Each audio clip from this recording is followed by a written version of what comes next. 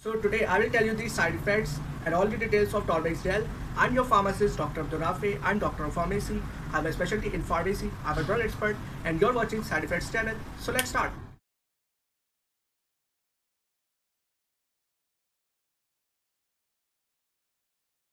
Its brand name is Torbex and its generic active pharmaceutical ingredient is naproxen sodium.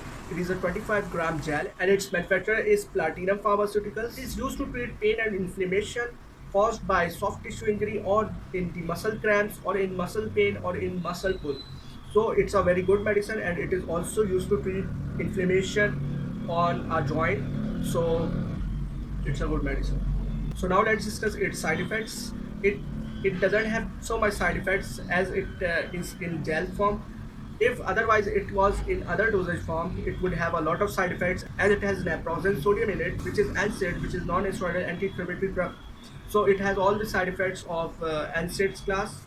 As it is a gel in dosage form here used, so it has main side effects on the skin, so in which it can cause rashes, skin rashes, redness in your skin, and it can cause soreness on your skin. You can also have allergic reactions which are very dangerous. It depends on you that if you have allergy you should not use it, and it can also cause hypersensitive reactions which are also very dangerous.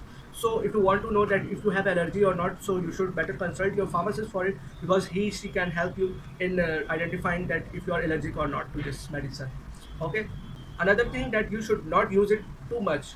Why? Because here it is giving a local effect, but if you use it too much, apply on your skin too much, then it can give you systemic effect.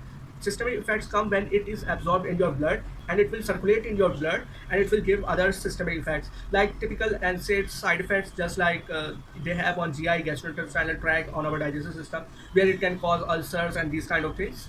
So there are a lot of other side effects, but here we are discussing the gel, which is in topical form, so it doesn't have too much side effects on our skin.